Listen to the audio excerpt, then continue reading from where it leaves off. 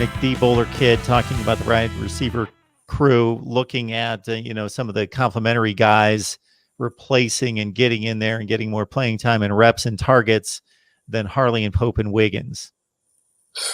Mark, there was a point in that game where you saw how fan influence can rear its ugly head. 2 plays back to back on our second drive. We had Jeremiah Payton targeted both times. Yep. The first time, a wide receiver screen where he did not even come back to the football. The second time, we did a wide receiver screen to that side, and he didn't come up under. He went around the corner.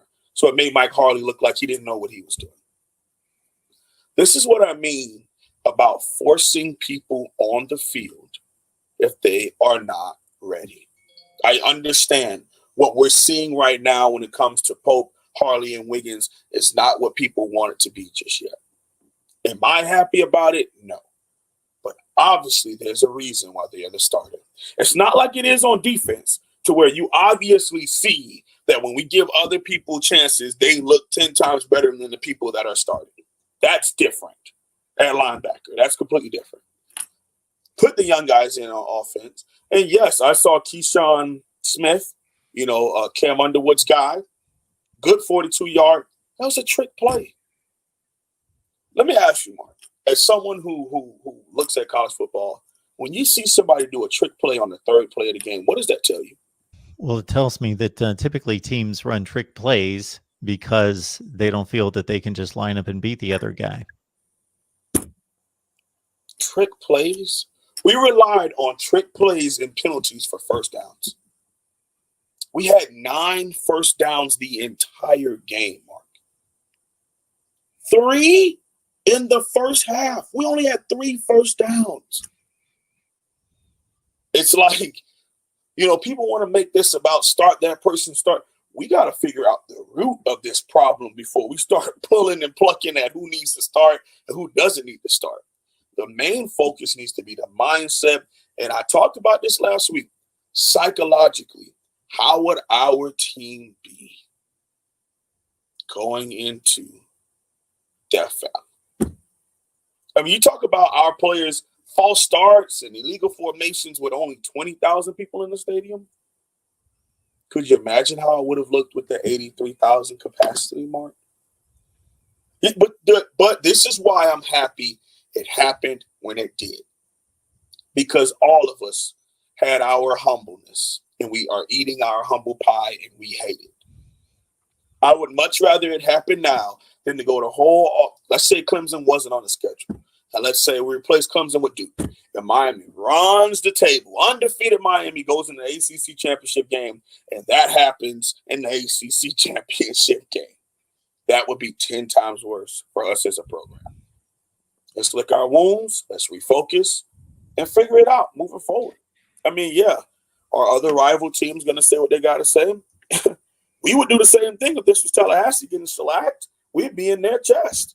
If this was Florida getting beat down, we would get in their chest. So that stuff doesn't bother me. The dude in the chat talking about we suck. Cool. That's fine. We beat you 42-10, 52-10. But at the end of the day, we got bigger fish to fry. And that means the Pitt Panthers. Just that simple. Because the situation you just outlined could have been the situation based on the original schedule. Clemson added to the schedule when there was a revised schedule because of COVID and the elimination of the non-conference games. And Miami had, of course, all the division games. Then I believe it was Wake and somebody else. It wasn't Clemson. Well, it's all Florida State. It was Florida State and Wake, I believe, were the 2 non-division games. And so, yeah, it could be Michigan State and I think it was. I know the first 4 games had Michigan State at the end, but we had sure UAB, Temple, and there was one more cupcake. Yeah, well, if it would have been Michigan State, UAB, and Temple, the other would have been an FCS team most likely. But you might have had a 2017 all over again. The only thing that happened there was obviously Pitt was right before the ACC title game, and so you got tripped up. But you could add a similar situation where you didn't see in that season, the best in well, maybe you guys were the second best team in the conference, but obviously a Florida State team that was, you guys took care of them that year in a close game. But yeah, where it was fool's gold until you met the elite team at the end of the year in the championship game. But now you got a measuring stick, you got wounds to lick and work to do. And if you got the right leadership in the locker room and coming from the coaching staff, but it's also got to be in that locker room, then you're in a good mindset. You're at least knowing what needs to happen. Absolutely. And Michael Williams corrected me. It was Wagner. So it was Wagner, UAB, Temple, Michigan State. So it was like a gradual build up, which probably would have been important for us. But I like the way this is going. And yeah, did I like getting my butt kicked on Saturday? Absolutely not. But at the same time, it humbled. I think it was the thing we needed, Mark, because us as a fan base, and I can't speak about the team. I'm not in their locker room. I don't know. But obviously they started to, you can see signs of that. They started to kind of feel themselves. Okay. And got away from the little things. You were able to see that just clear as day from how the outcome of the game went. Going up against a team that literally went their first two drives and ran the most basic plays straight down the field and showed us that we're just not on their level. They didn't go up tempo. They walked to the line of scrimmage, looked to the sideline. Okay, that guy's blitzing. We're going to literally just run right where he blitzed. Ready, go. Boom. All right, and walk to the side, walk to the line. I mean, it was just atrociously trolling us and letting us know we are not on their level. Every facet of the game. Oh, you're hyped about a false start. I tell you, one of the things that really made me worry, Travis Etienne had a false start play, and our linebackers are jumping up and down and pointing at him, laughing. And he just goes, okay. Very next play breaks for 30 yards on a simple dive.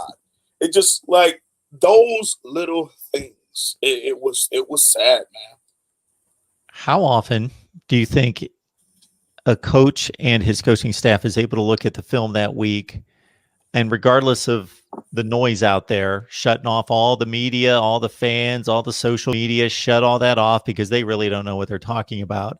And these guys in the coaching room, they know in the film, they know talent when they see it. They know good coaching and schemes when they see it.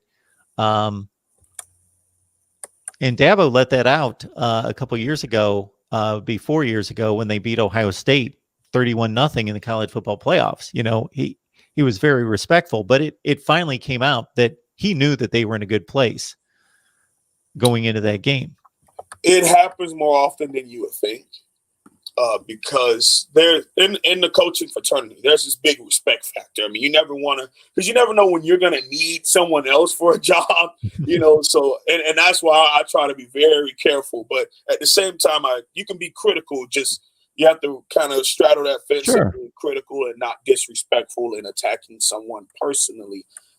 But you can come at them professionally to a certain extent.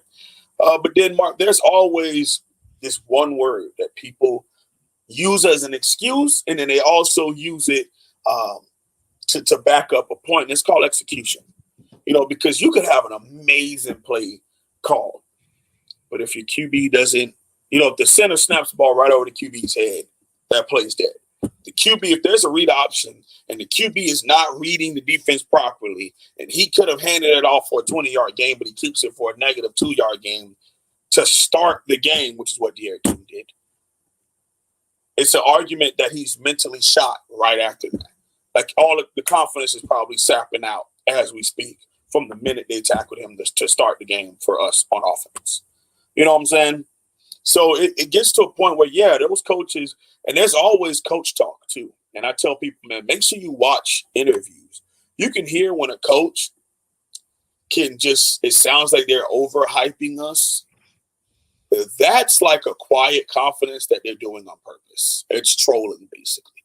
Like, oh, yeah, they're big time, man. They got big dudes, fast dudes, you know, they can catch, they can jump, they're playing aggressive.